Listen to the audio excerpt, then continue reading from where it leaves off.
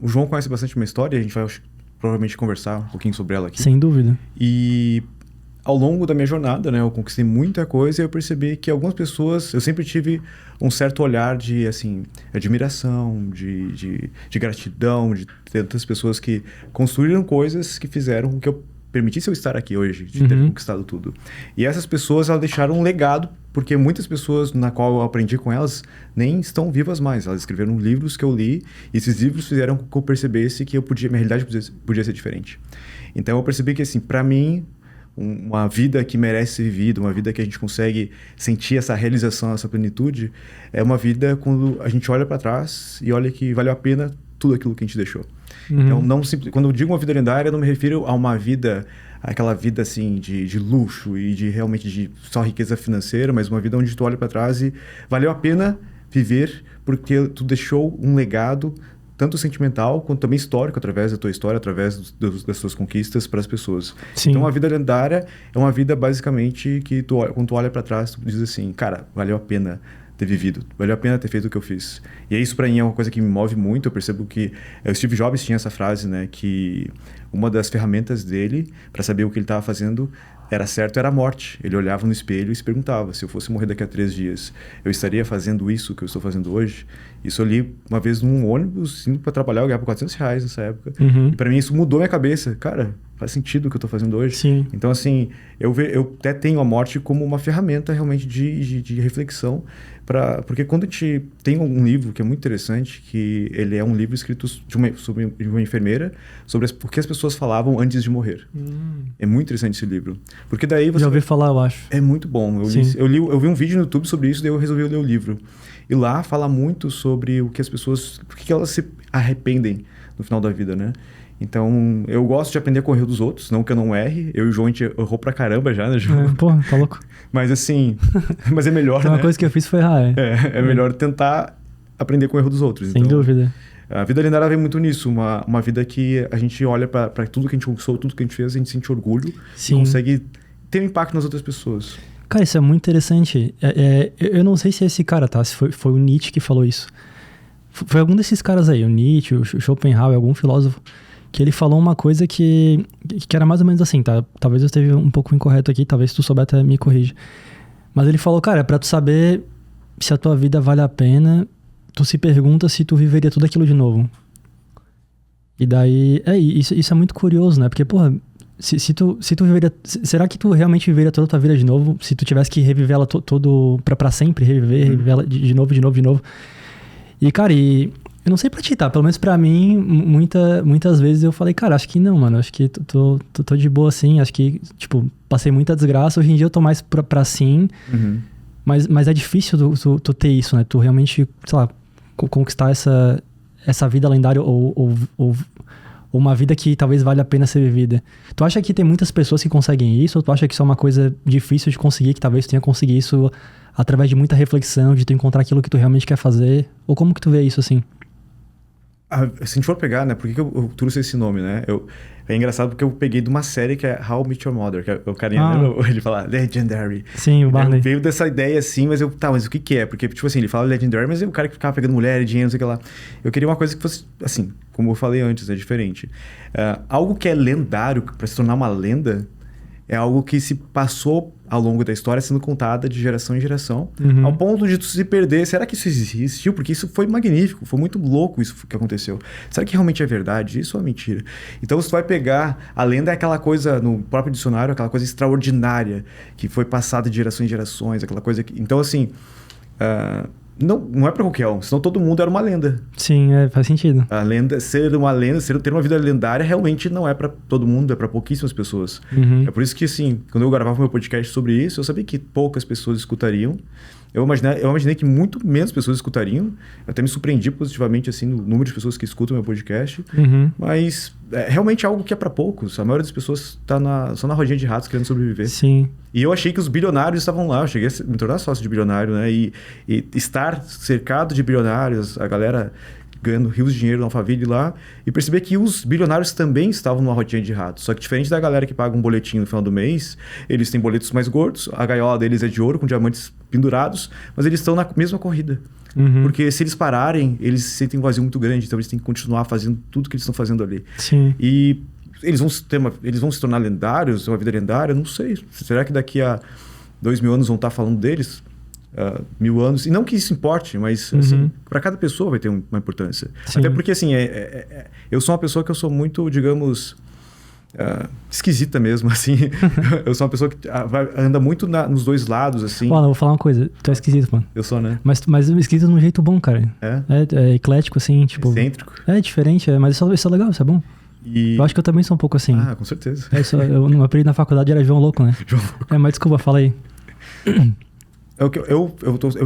Na dualidade, eu tô sempre meio que de um lado e o outro. Em que sentido? Beleza, eu tô falando de vida lendária, né? Legado, etc. Mas ao mesmo tempo, pra mim, a vida não tem significado. Como assim a vida não tem significado?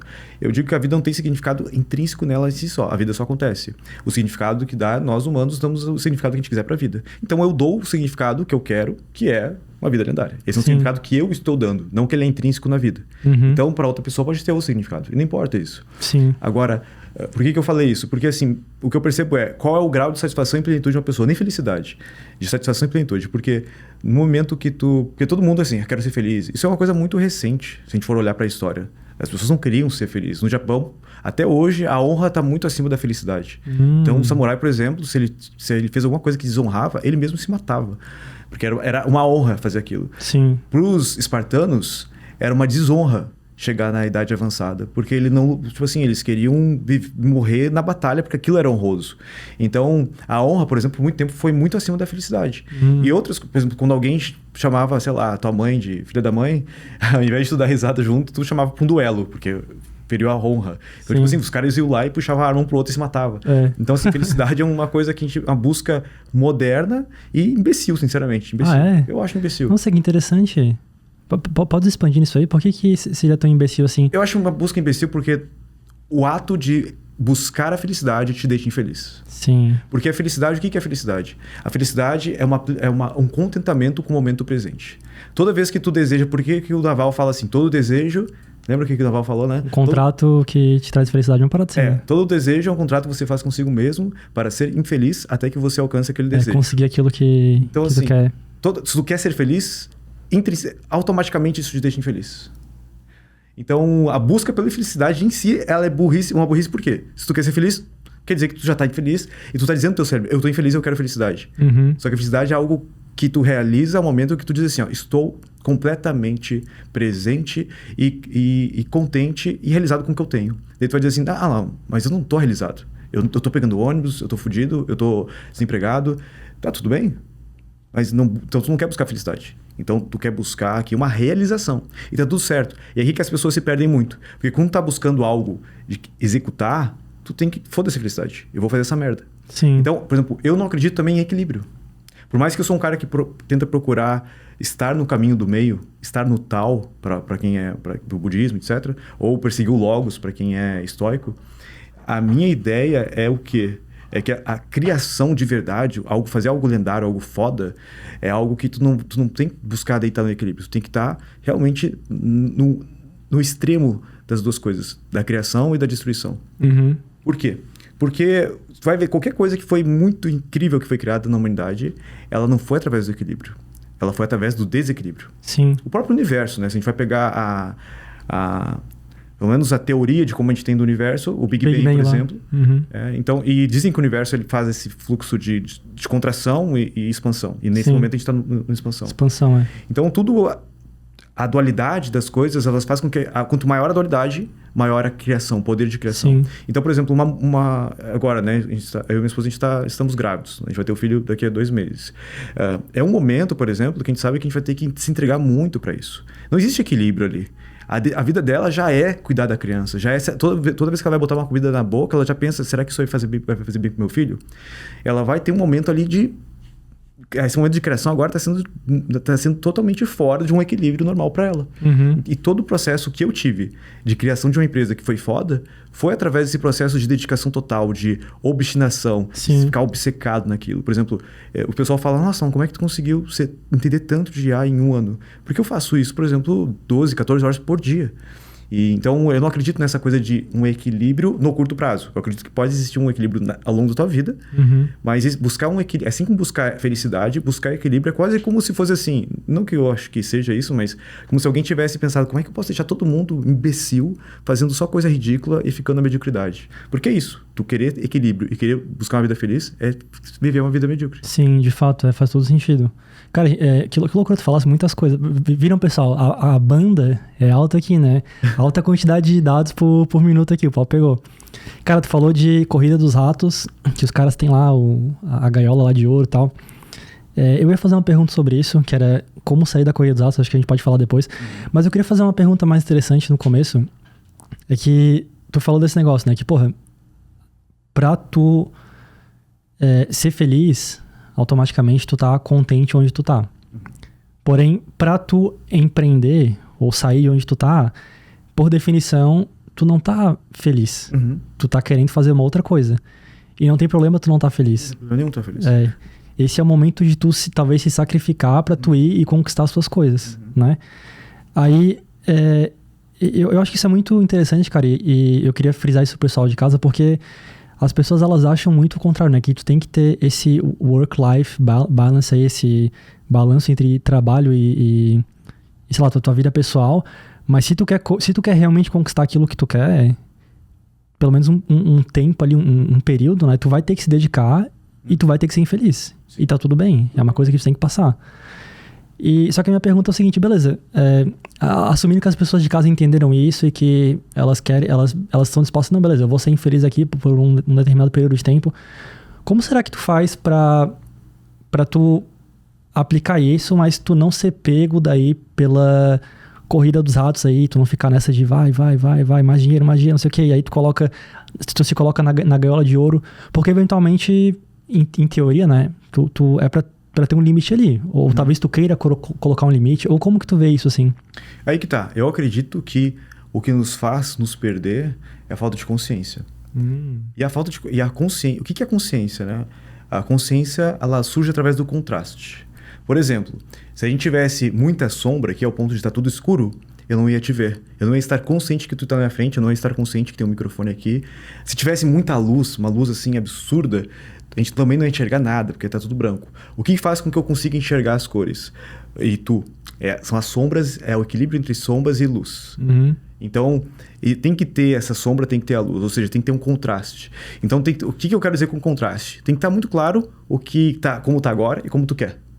Então, tem um vídeo que eu acho muito bom. Acho que é do Frank Kern, que ele fala sobre o dia médio perfeito. Pô, isso é bom. É muito bom. Porque isso é um puta contraste. Tipo assim, qual que é o meu dia médio perfeito? Porque é uma ignorância total tu pensar assim, cara, mas eu vou lá, vou chegar. Eu e o João, a gente pegou um barco lá com as nossas mulheres no Rio, lá em Paris, por exemplo, sabe? Uma coisa que foi absurda, eu tenho até hoje essa memória, uma coisa... Mas não é todo dia que é assim, não é todo dia que tu vai estar lá, a gente tem até foto, né? A gente tomando champanhe lá, num barco, olhando pra Torre Eiffel. Não é todo dia isso. Então, qual é que é o teu dia médio perfeito? Isso pra mim foi uma coisa que foi fantástica pra minha cabeça. E outra coisa também que... Só uma coisa, tá, pessoal? Quer saber mais disso, tá? Lá no curso do VTurb, a primeira aula, eu falo disso, Lá dentro da área de membros do VTurb, aula número 1, dia médio perfeito, de tanto que eu dou importância, mas pode continuar. E pra mim, assim, isso foi uma coisa muito foda. Não foi, se eu não me engano, foi tu que me falou isso. Em 2016 ou 2017. Acho que foi 2016, finalzinho de 2016 ou começo de 2017. Foi tu que mandou esse vídeo. Eu já tinha entrado em contato com isso de outras formas. Mas não era... Ali foi uma coisa que, brilhou pra mim, assim. Mas o que fez pra mim, assim, realmente foi ter lido mais de 120 livros em 2014, sendo que em 2015, sendo que em 2014 eu só li um livro. Eu li um livro só em 2014, que foi dia 30 de dezembro de 2014, na praia. Eu tava lá em Cidreira, na praia do Rio Grande do Sul. Aquela praia de pobre, né? Aquela praia, tipo assim, só pé rapado vai, que tem aquele parque de diversão que quase... Tu anda naqueles negócios tudo enferrujado, quase cai. Ou seja, não tem o que fazer lá. sabe? Sim. Não tem o que fazer.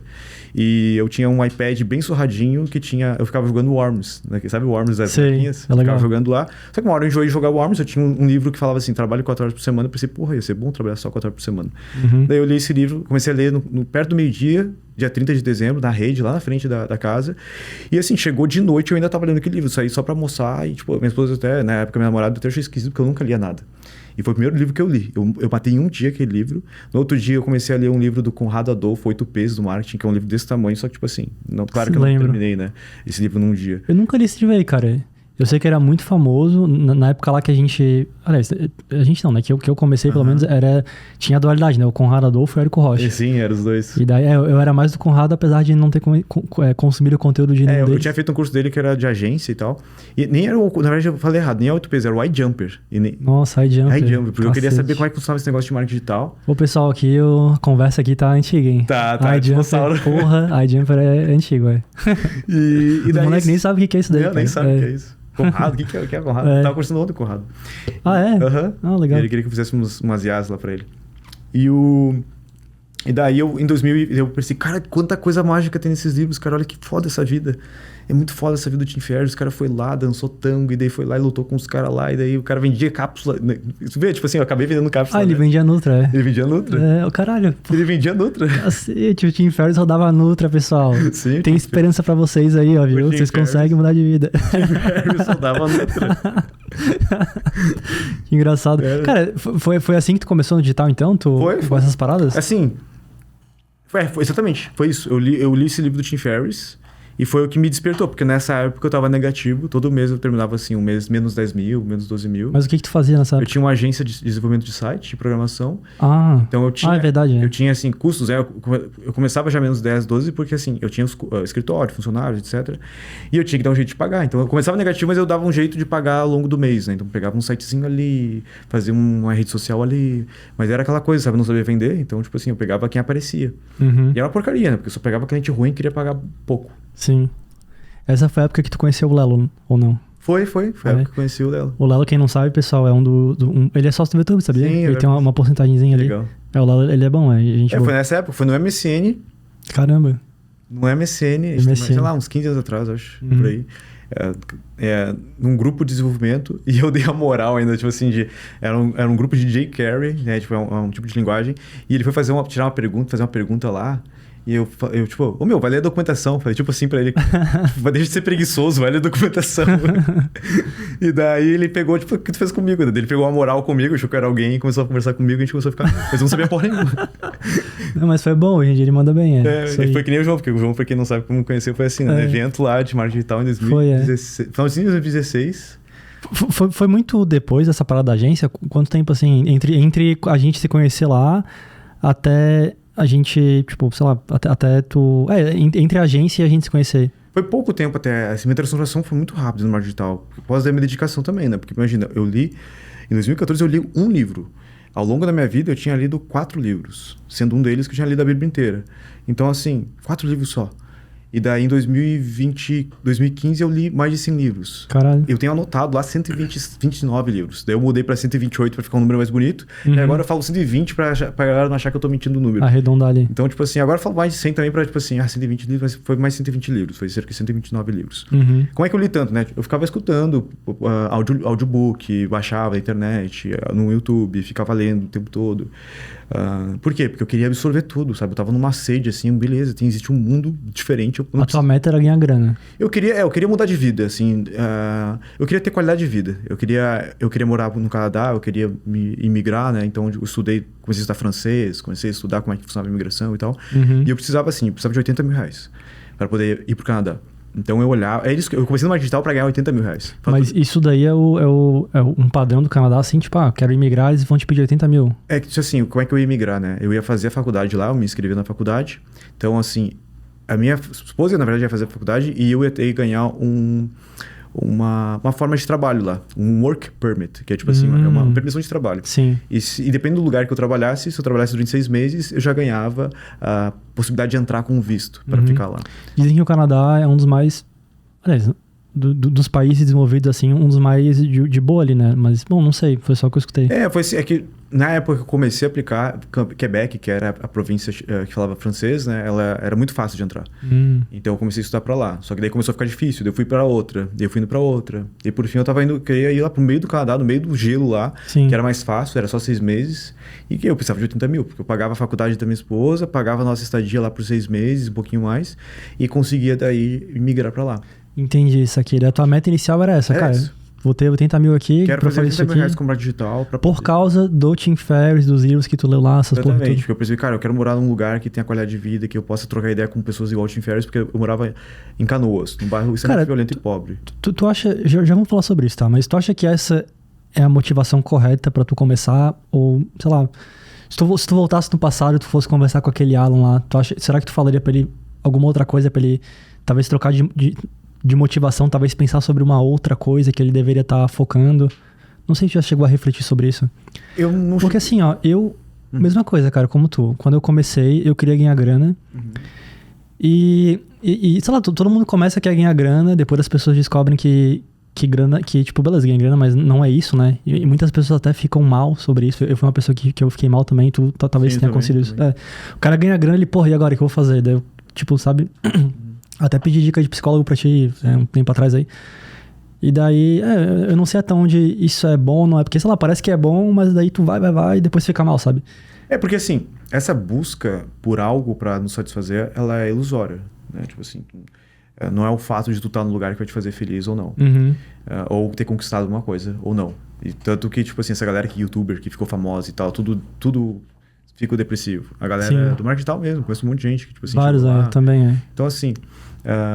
mas eu acho que tem que ter um motivador pra sair do lugar, né? A minha não era nem em si o dinheiro. Eu queria os 80 mil pra poder o quê? Qualidade de vida. Eu queria mudar pra um lugar, ser programador no Canadá, etc. Eu acho que é importante... O que eu acho que é importante pra uma pessoa que quer mudar de vida? Que eu vejo que muita gente fica na merda. Porque parece que, assim... Se tu olhar pra tua própria vida, muitas vezes parece que a gente tá numa rodinha de ratos também. Parece que a gente tá num labirinto, que a gente não consegue sair dali, que a gente entra de novo no mesmo ciclo. E a gente se pergunta, porra, de novo eu tô fazendo essa mesma merda, cara. Por que eu não paro de fazer isso? Eu já sei que não é pra mim. Sei que tá errado isso aqui. E continuo fazendo. Então, como é que tu consegue sair disso, né? Eu percebi pra mim, assim, são duas coisas. Uma é ter uma visão... Foi o que eu aprendi lá lendo esses livros. Teve um dia lá foi em outubro de 2015, num domingo, eu tava indo buscar meu notebook, porque eu tinha deixado no escritório, mas eu precisava entregar um site na segunda, daí eu peguei a minha motinha, eu tinha uma Dafra 150, fui com a minha motinha lá acelerando, daí... Imagina o Alan na Dafra 150 dele, pessoal. Cara, eu tenho a chave dela, eu abri minha gaveta hoje, eu tenho a chave dela até hoje. Caramba. Eu vendi ela, mas eu esqueci a chave do O cara tá até hoje empurrando. Mas eu fui pro escritório lá buscar ela, e daí fui fazer tipo um atalho num bairro que tinha mais nobre ali. E quando eu fiz esse atalho, era domingo, então, sim, nas casas, a maioria não tinha, acho que, doméstica trabalhando. Depois eu fui pensar sobre isso, né? Porque tinha uma mulher indo botar lixo na rua e a garagem dela tava aberta. E daí, quando ela me viu, acelerando uma dafrinha, fazendo a curva, ela largou o lixo no meio da rua e saiu correndo e ficou apertando o controle assim pra fechar. E eu passei olhando assim, tipo, tá acontecendo aqui, tá ligado? Que merda é essa? Eu não entendi o que tava acontecendo.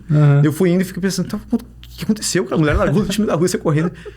Cara, ela achou que eu ia assaltar ela. Sim. Porque tinha muito assalto lá, né? Eu pensei, eu tô trabalhando um monte, tô trabalhando domingo aqui pra ganhar dinheiro pra quê? Tipo, olha que merda. Tipo assim, se eu conseguir... Assim, dificilmente eu vou conseguir ter uma casa daquela. Poderia ter assaltado, né? Eu podia ter assaltado. Trabalhando um monte aqui, é só pegar a velhinha ali, pega a carteira, se manda, na Dafra. Eu pensei assim, que merda, eu não quero, tipo assim, ganhar dinheiro e morar aqui, tá ligado? Tipo assim... E daí eu pensei, cara, mas como é que eu... Eu tô lendo um monte de livro. Tá aí, Alan, que merda, tá lendo um monte de livro. O que tu aprendeu? Eu pensei assim... Eu pensei sobre o superpoder eu tava lendo sobre a biografia naquela época algum livro lá do Bill Gates. E ele era um cara que falava assim, o superpoder dele, ele queria que fosse ler mais rápido, né? Cara, que coisa mais nerd, né? Tipo assim, ler mais rápido. Mas eu entendi por que ele tá falando ler mais rápido? Cara, hoje eu consigo, como eu tive um acervo maior de informações, né? Eu consegui aumentar o meu número de exposição através dos livros, eu conseguia ter uma capacidade de imaginar mundos que antes eu era limitado, eu não conseguia ver aqueles mundos, aquelas possibilidades, né? E eu pensei, cara, esse é o maior poder da humanidade.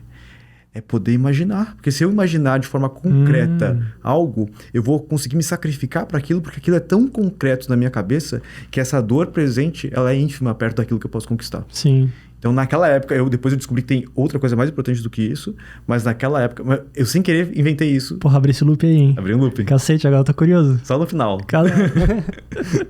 Agora só no final fala uma coisa mais importante do que a capacidade imaginativa. Mas a capacidade imaginativa é uma coisa extremamente importante nossa, humana, Sim. onde a gente consegue consolidar algo na cabeça, num plano mental, para depois fazer isso num plano físico. Então, cara, é isso.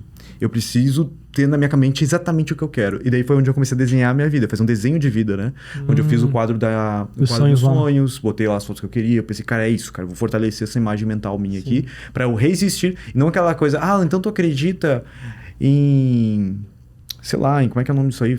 Atração, poder da atração. Lei da atração. Foda-se lei da atração. Tipo assim, eu botei um negócio aí pra poder olhar e saber que eu ia ter que me sacrificar aqui pra poder chegar ali. Ter clareza na meta, Ter clareza. Clareza, geração.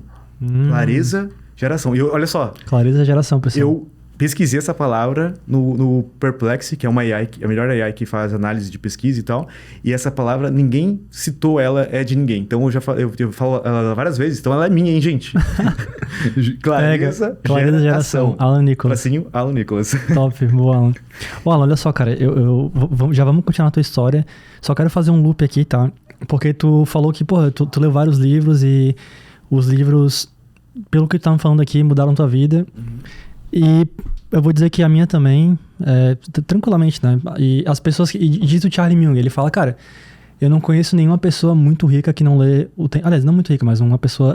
talvez muito rica ou sábia. Enfim, pessoas boas, seja lá o que isso quer dizer. Pessoas inteligentes aí que ajudam a sociedade, que não leem o tempo inteiro. Então, Warren Buffett leu o tempo inteiro, o Bill Gates leu o tempo inteiro, o Charlie Munger, ele morreu faz... Sim, faz pouquíssimo tempo. 2 meses aí, tadinho. Também li o tempo inteiro. Aí assim, cara, já vamos voltar pra tua história, pra a continuação aí na busca dos teus 30 mil. Mas eu queria te fazer uma pergunta aqui pra gente já passar pra galera aqui. Qual tu acredita que foram os livros mais influentes que tu já leu na tua vida? Eu diria que por estágios, né? Acho que cada momento, cada pessoa, cada livro eu vejo como se fosse uma chave diferente pra entrar na tua cabeça, e a maioria das chaves não vai dar clique. Então, tipo assim, se tivesse uma fechadura aqui, cada livro que tu pega, tu bota aqui, não deu. Não deu, mas vai ter 1 ou 2 livros ali que vai dar na tua cabeça. E daí vai te desbloquear. Porque cada um de nós temos experiências individuais, desde a nossa família, que fizeram com que a gente tivesse traumas, com que a gente tivesse personalidades diferentes. Sim. A gente tem nosso DNA, que faz com que a gente tenha impulsos biológicos que vão ser direcionados para coisas diferentes. Então, assim, cada livro com certeza vai mexer com pessoas diferentes. Então, por exemplo, o livro que mexeu comigo não necessariamente vai mexer contigo. E também, cada livro fez sentido numa época da minha vida. Então, assim, quando eu tava lá, fudido, sem grana, endividado, teve livros para mim que fizeram muita diferença. Por exemplo, Os Segredos da Mente Milionária fizeram muita diferença pra mim. O T. Harv Eker lá, né? Exatamente. É um livro que até hoje, assim, ele é um livro que ele é fraquinho, digamos assim, ele é bem basicão, ele é bem chulo no sentido assim, todo mundo já repetiu várias vezes o que ele falou, ele repetiu o que Napoleão Hill falava, Napoleão repetia todo mundo antes dele também. Sim. Então, assim... O Barbeiro tava lendo esse livro hoje, tá? O pessoal, quem quiser, tá, de Floripa, cortar o cabelo lá na Corte Visagismo pra homem, chama o Abner lá, até recomendei pro Alan. Eu falei que ia falar dele antes de começar o podcast, esqueci, cara. Tu tem que ser afiliado dele, tá pois recomendando um monte de gente. Não, mas é porque ele é gente boa, cara. Eita, tem um negócio bom, gente boa, o cara recomenda, né? Mas ele é barbeiro, o bicho, ele ganha bem, ele é um barbeiro top, assim, e ele tá lendo esse livro, cara. Que massa. Então é um livro bem pra quem tá, né, começando aí. Mas o que mais? É um livro que eu indico, porque assim, por mais que seja básico, são coisas que nós que viemos de famílias pobres, nós tivemos enraizado nas nossas crenças várias coisas idiotas sobre dinheiro. Sim, sabe? sem dúvida. E daí faz com que... Eu conheci muita gente que ganhou... E tu conhece também, porque até trabalhou com a gente. A gente ganhou muito dinheiro no marketing digital e perdeu tudo. E eu percebi que foi, cara, por causa de uma crença do que o cara tinha ali. Agora o João ficou curioso, não vou falar. Depois tu me conta. Depois eu conto. Eu não vou falar agora. Quem será que é, mano? Mas, várias pessoas já trabalham com a gente, devem ter... bom, sei lá. Enfim, me manda bala aí. Mas então, assim, esse livro ele te ajuda a quebrar algumas crenças. Então, Segredos da Mente Milionária. Segredos da Mente Milionária. Pra mim foi assim, trabalho 4 horas por semana, porque me inspirou, talvez inspirou outras pessoas. Eu conheço muita gente que foi inspirada. Eu também. O próprio Bruno Piscinini, né? O Bruno. Ele foi inspirado pelo trabalho... Tanto que ele foi o que mais se viu próximo, assim, do Jim Ferriss, né? Foi lá, viajou pelo mundo e tal. Tinha o curso dele que era Férias Sem Fim. Livro Férias Sem Fim. Então, assim, muita gente foi inspirada pelo Tim Ferriss. Então, é um livro que eu indico para quem quer começar. Eu até hoje, eu acho que eu já li ele ano retrasado de novo, eu achei fantástico de novo. Então, eu trabalho 4 por semana, eu acho que Segredos da Mente Milionária, eu diria assim, para quem quer começar.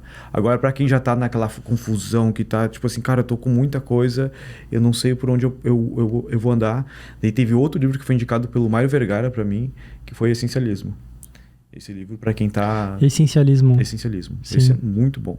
Greg McNeil, é fantástico esse livro. Outro livro também no meu comecinho, que fez muita diferença para mim, foi o Mindset. Inclusive, eu escutei várias vezes. Da Carol Dweck lá. Não sei o nome dela. É, o rosto do Dweck. Eu lembro que eu escutei o podcast do Conrado, tinha 3 horas de podcast. Eu escutei umas 5 vezes sobre o Mindset, e depois eu fui ler o livro. Cara, realmente fazia muito sentido, sabe? Mindset fixo, Mindset que era mais flexível, né? Então, assim, eu poderia, assim, hoje eu já li, se eu pegar desde 2015, eu já li mais de 500 livros, possivelmente mais de 600. Mas depois de 500 e poucos eu parei de contar. Então, eu já li possivelmente mais de 600 livros. Tenho meus livros preferidos hoje, que eu tenho. Por exemplo, o livro Naval é um deles, o Almanac de Naval. Eu diria que foi o livro que até gerou o movimento da minha empresa hoje, digamos assim, que foi uma indicação, inclusive, do Naval. E de várias pessoas, de vários amigos, inclusive do Bruno Piscinini também. Mas o que exatamente? É o The Beginning of Infinity. Do David Deutsch. Isso. Cara, tu conseguiu ler essa porra aí? Cara, é a primeira vez que eu tentei, eu não consegui. Porra, minha cabeça dói, mano. Dói. Desafio, tá? Quem consegue ler esse livro aí, mano? Cara, dói a cabeça. Dói a cabeça. É muita banda, cara. Tipo, cada frase do caralho, tipo... Porra. Eu tentei ler, daí eu parei. Eu falei assim, não consigo. Daí o Bruno Piscinini tava ali e falou, cara, volta. Daí eu voltei a ler só pelo desafio. Daí eu consegui ler a segunda vez. Mas assim, difícil a leitura, mas vale a pena. Nossa... Vale muito a pena. Eu preciso desse livro, cara. É muito bom. Sim. E depois eu comecei a ler o outro livro dele, né? Que Fábrica da Realidade, que é muito bom também. Esse não terminei de ler. Comecei a ler outros e tal. Mas assim, esse livro, por exemplo, é um livro... Se for pegar os livros atuais meus, que são muito bons. O Naval atualmente não é o livro preferido, mas assim, pra quem tá começando, eu acho que tem que ler. Hoje meus livros são livros bem diferentes. Eu tenho um livro que é Os Escritos de Yusin, que é quase minha bíblia, que daí é sobre não dualidade. Os Escritos de Yusin. É Wuhsien. É um antigo chinês, um mestre da não dualidade, e eu gosto muito da filosofia. A filosofia que eu mais me assemelho no sentido mais, digamos, espiritual, entre aspas, seria uma filosofia mais taoísta. Então, tipo, eu vou para esse lado que eu gosto bastante. Então, ali tem muitas reflexões que me fazem muito sentido para mim, sobre não dualidade, etc. E tá a simulação do que a gente vive numa simulação aqui. Daí a gente pode entrar nisso depois. Mas e outro livro que daí é o o Início do Infinito, que é o The Beginning of Infinity. E, deixa eu pensar, cara, acho que são esses dois, assim, que são livros fantásticos, assim, atuais, sabe? Por muito tempo, os livros do Yuval Harari também foram muito importantes. Foi lá que eu descobri IA. Os Sapiens ali, essas coisas. O Sapiens. Foi lá na nossa... Eu li o Sapiens lá naquele bar que a gente fez lá que a gente fez o Cruzeiro. O Cruzeiro lá com os afiliados lá? Isso. Eu pensei, vou pegar um livro pra ficar de boa aqui e tal. Cara, ali Sapiens me deu uma crise de ansiedade, porque eu pensei em um monte de coisa, assim. Cara, nessa viagem, mano, eu fiquei lá... Nossa, eu era um imbecil, né? Eu fiquei a viagem inteira, pessoal, tipo, sei lá, uma semana, não sei. Eu tava começando a namorar com a Larissa. Daí eu tava lá, eu pensava na Larissa... E planejava como que a gente ia faturar 10 milhões por mês. E fiz os gráficos e tal. Não sei pra porra nenhuma. No final a gente não fez nada, tá ligado? Lá foi tudo pro lixo. Mas, cara, só deixa eu... Bom... A gente deu várias voltas, né? Deixa eu expandir nesse negócio aí que tu falou. Tipo, parece que... tu falou, cada livro ele vira uma chave. Então meio que tu tá preparado pra receber aquele livro em determinados momentos da tua vida. Faz todo sentido, porque, pô, se tu tá num momento que tu tá ruim, talvez tu precise de um livro que faça tu ficar bom. Sim. Se tu já tá bom, talvez tu queira um livro que faça tu ficar melhor. Então, se tu tá ruim e recebe um livro pra ficar melhor, não faz sentido. Então, eu entendi. E daí parece que, pelo que eu entendi que tu me disse, né, que daí conforme tu desbloqueia, um livro te desbloqueia, isso abre margem pra outros livros. Sim. Porque tu só vai estar pronto pra receber, sei lá, o livro O Começo do Infinito, depois que tu, sei lá, talvez... minimamente começar a satisfazer os teus desejos mais primários, talvez ganhar dinheiro e tal, etc. Com certeza. Sim. Cara, achei isso muito interessante. Daí, meio que cada pessoa, cada estágio da vida tem um livro pra si, né? Um livro que desbloqueia ela. Sim.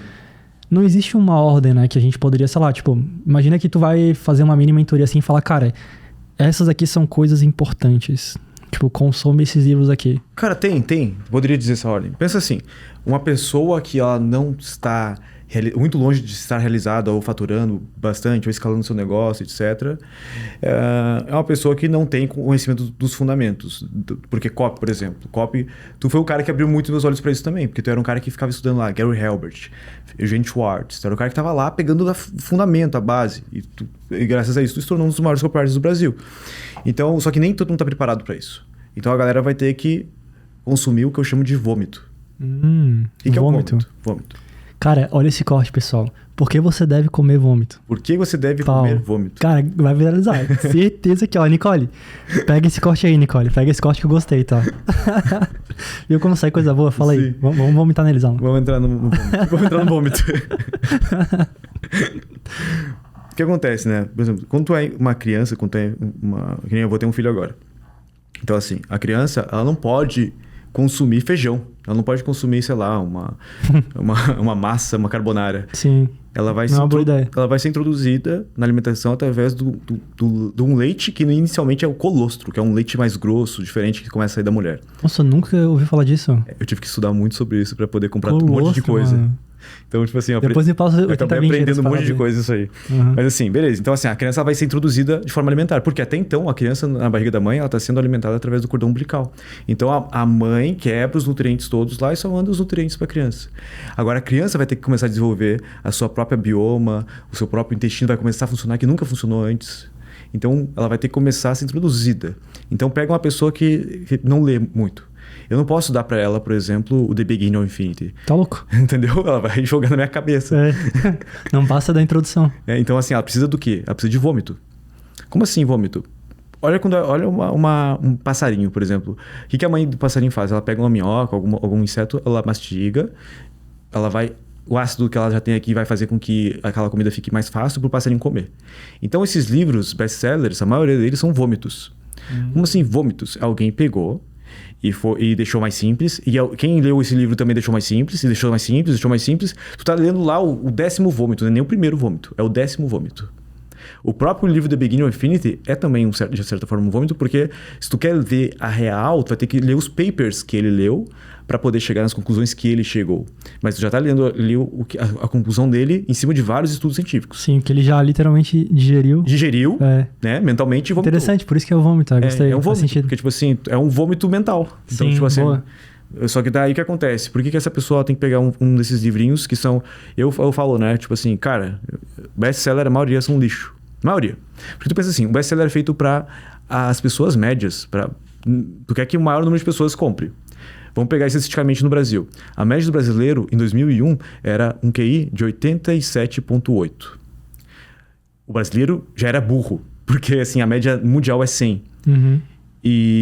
Só que a gente conseguiu ficar mais burro ainda, porque agora em 2022 foi feita outra análise e a gente está com um QI médio de 83. Pra gente ter ideia, tem macacos que tem um QI maior que isso. Caralho. Então o brasileiro, em média, é mais burro que o macaco. Caramba. Então assim, se tu quer vender livro pra macaco burro, que é o brasileiro... Vou me cancelar agora. Vai ser tudo cortado se tu quiser. Ou não, deixa aí pra os caras sofrer. E tu vai ter que escrever lixo. Porque livro bom, a galera não vai conseguir ler. Sim. Então, mesmo as editoras, elas são obrigadas a simplificar, porque elas querem lucro também no final das contas, para que esse livro chegue das massas. Então, os livros best-sellers dessas bancas aí, tipo assim, são vômito do vômito do vômito do vômito do vômito. Mas tá tudo bem, tem gente que precisa tomar esse vômito mesmo.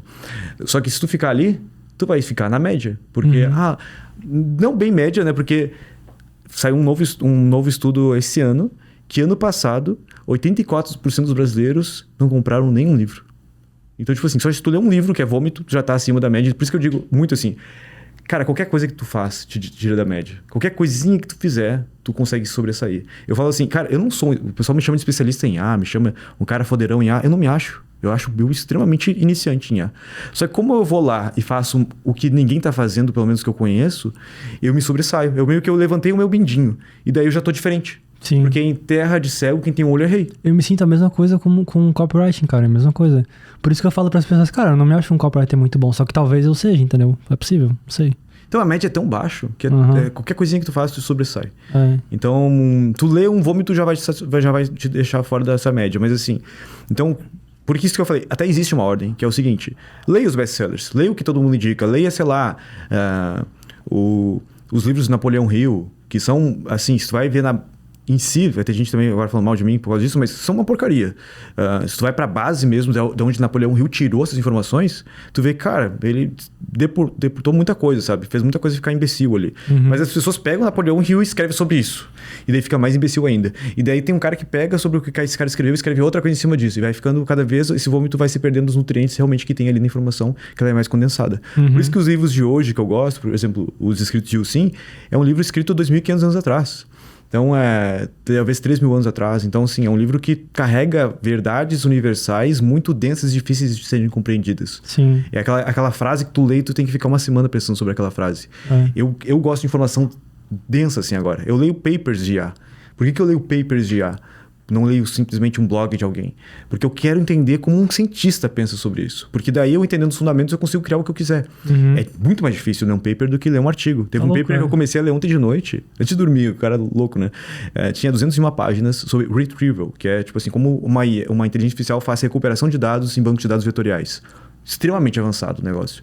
É isso que eu fico estudando. Mas por quê? Porque eu já entendi que se eu começar a comer comida, mesmo sendo criança, eu cresço mais rápido.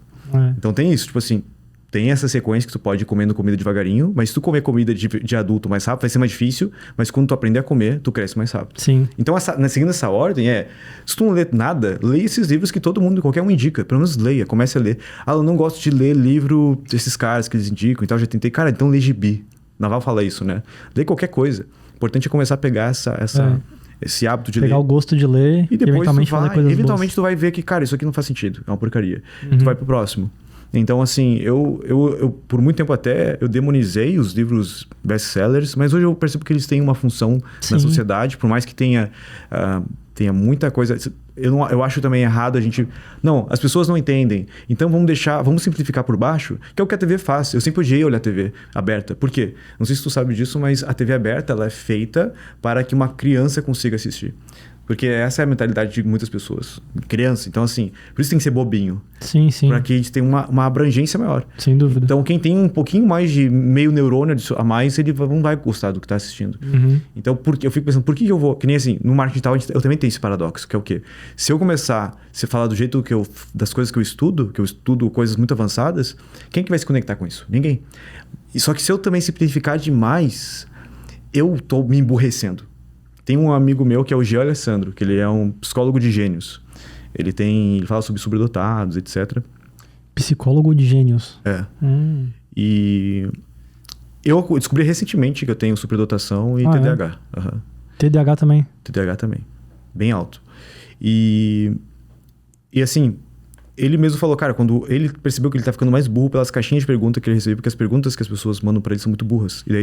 E cada pergunta que tu recebe, cada conversa que tu tem, principalmente perguntas, é como se alguém jogasse um prompt na tua própria cabeça. E aquele prompt fica rodando e tu fica se fazendo aquela pergunta. Então a qualidade das perguntas... os inputs, né? Faz sentido. A qualidade da pergunta que tu se coloca, inclusive, ela gera a qualidade do teu resultado final. Sem dúvida. Tanto que eu criei dois episódios, acho que tem 2 horas cada episódio, só sobre o poder das perguntas lá no meu podcast. Só sobre perguntas, o poder que as perguntas têm. Quem quiser, pessoal, quando acabar o podcast aqui, vai lá no podcast do Alan, o Vida Lendária. Vai aparecer em algum lugar aí, tá? Pra vocês conferirem aí. O podcast vale a pena. Me aprofundo bastante em alguns temas, assim. Mas falando dessa questão do input, ela é algo que, assim, se tu não cuidar com o input que tu recebe, tu vai emburrecer, tu vai ficar mais idiota. Então, quando o pessoal, a massa, né? Tu tem que se adequar. Eu não concordo com ter que se adequar à massa. Eu acho que a gente tem que elevar a massa.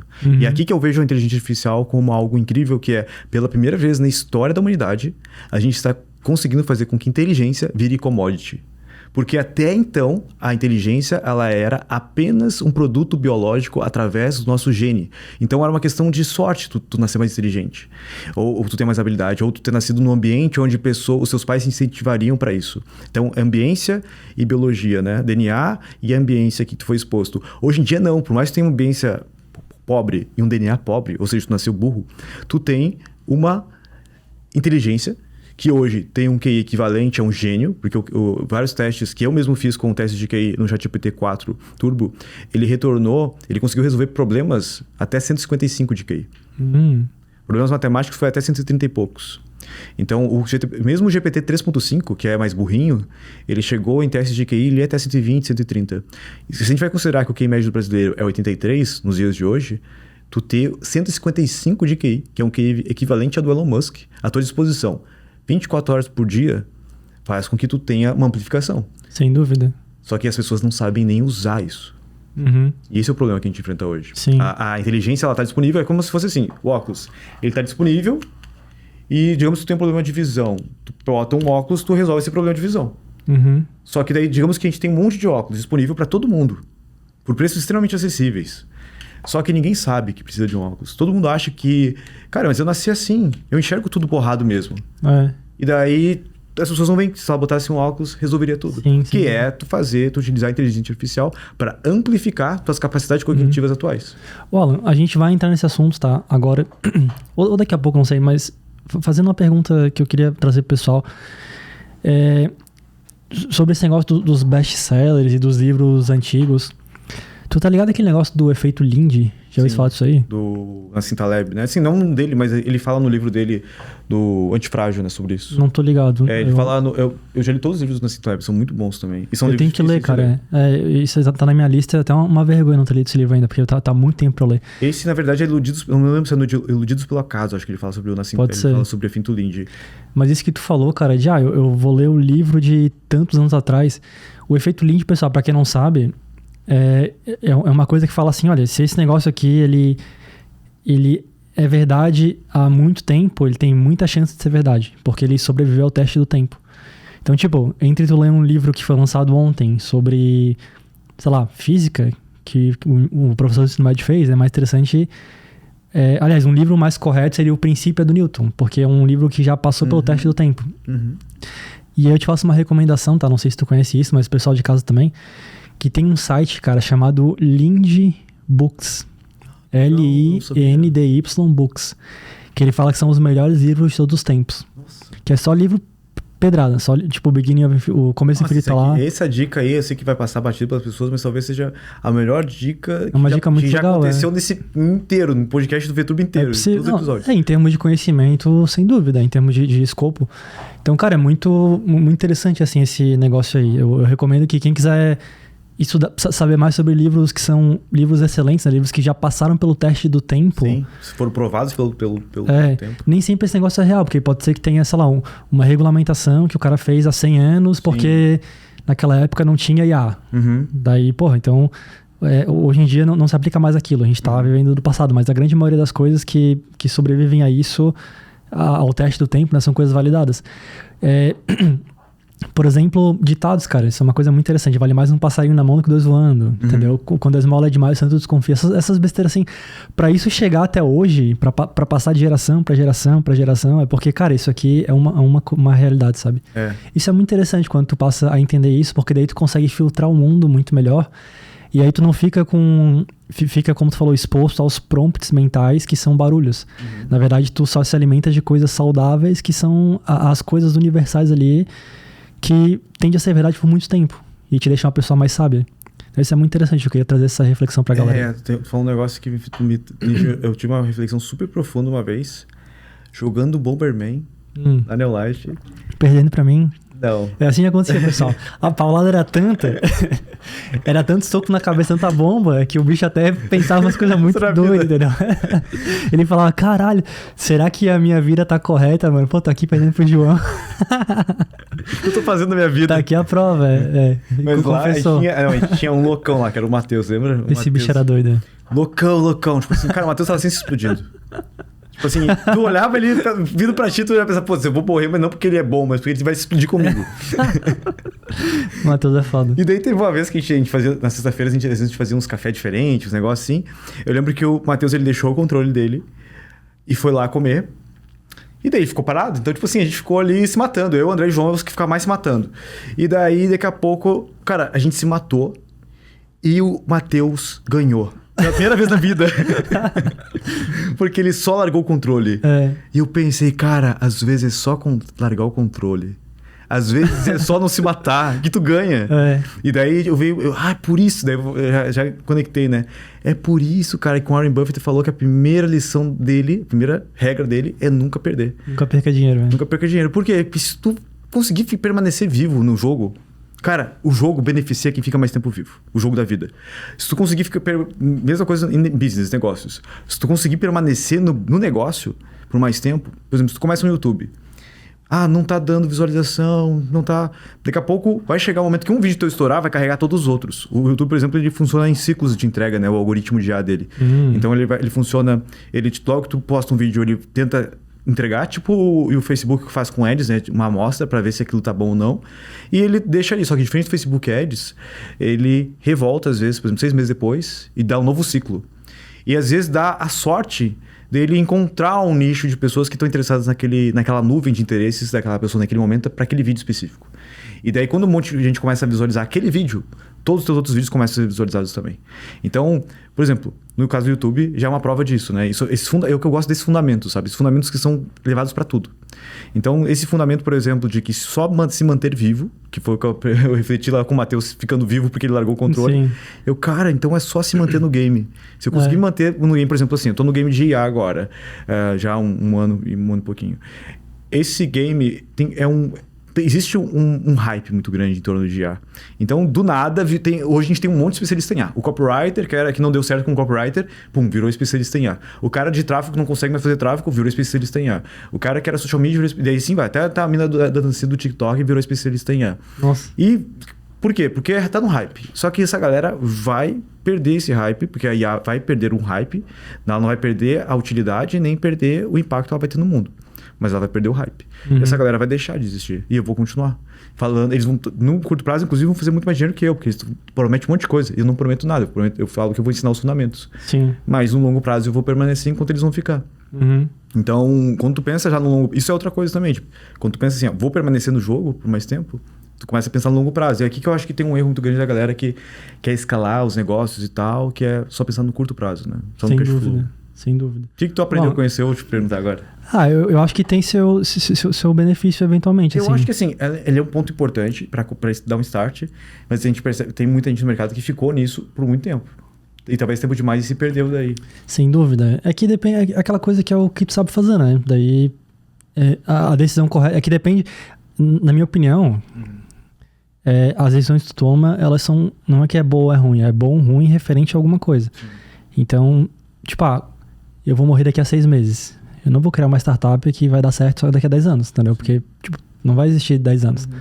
Porém, se tu que quer ter grana... Então, se tu quer ter grana agora, porque, sei lá, tu quer viajar o mundo e tal, aí, cara, faz alguma coisa de cash flow, sei lá, faz um dropshipping aí pra tu fazer. Mas se tu quer maximizar teu dinheiro e tu quer esperar um pouco tempo, daí é uma decisão muito melhor tu criar uma coisa um pouco mais... Nem a longo prazo, a médio prazo, sabe? Eu penso assim, existem formas de tu criar um negócio que esteja alinhado com tua zona de realidade, que esteja alinhado com aquilo que tu faz muito bem, e que é de longo prazo, mas que já te gere retorno instantâneo. Sim. Eu sou muito da filosofia bootstrapping, né? Tipo assim, eu não gosto de fazer alguma coisa que não vai me dar um retorno rápido. Ou seja, todas as minhas empresas que eu crio, eu já espero que ela me dê retorno no primeiro e no segundo mês. E que ela seja autossustentável, que eu não precise ficar botando dinheiro nela para ela não conseguir ter... Pegar tração ali. Pegar tração. Inclusive, eu tentei 2 empresas fazer isso, né? Ficar injetando dinheiro nelas, e as 2 não deram certo. Para mim, a empresa ela tem que começar a dar lucro já de cara, sabe? Mas o que eu digo é assim, por exemplo, no meu caso, né? Que eu estou ensinando educação para a galera e treinando as pessoas e tal, e criando um ecossistema. Eu poderia ter começado e, por exemplo, meu lance não é óculos. Meu lance, por exemplo, eu fiz mais de 200 óculos, mandei fazer uns óculos bem massa, inclusive... Tá aqui o presente pra ti, antes que eu esqueça. Obrigado. Um óculos lendário pra ti. Então, vou pensar, alguém um óculos lendário? Ganhei um óculos lendário. Pega. Posso botar o óculos lendário? Botei. Tô massa, gente. Olha aí. O que acharam? Cara, que loucura, tá tudo amarelo. Fica tudo amarelo. É pra bloquear a luz azul, essa parada? Exatamente. Mas pra mim, que tem TDAH também, foi uma coisa que eu comecei a usar esse óculos amarelo em 2020. E eu percebi, cara, eu consigo me concentrar mais com esse óculos. O que acontece, né? Cara, depois eu vou tirar uma foto com esse óculos aqui. Eu gostei dele. Para quem tem TDAH ou quem tem dificuldade de concentração, quando tu diminui os estímulos visuais, Sim. tu consegue se concentrar mais. Então, como as coisas ficam mais amareladas, além da luz azul, também diminui os estímulos visuais e eu consigo me concentrar mais. Então, acaba que virou meu óculos de concentração. Então, quando eu vou trabalhar, eu boto ele. Aqui, por exemplo, não necessariamente eu precisaria estar com ele, mas já virou meio que meu brain, então eu já boto ali Sim. o óculos. Só que, por exemplo, o que eu falei do óculos?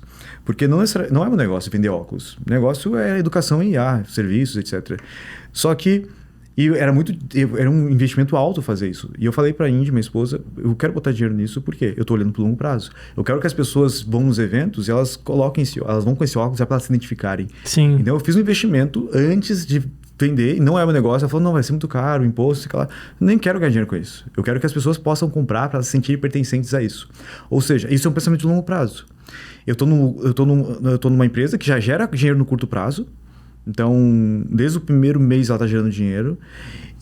Mas eu também estou fazendo investimentos de um longo prazo.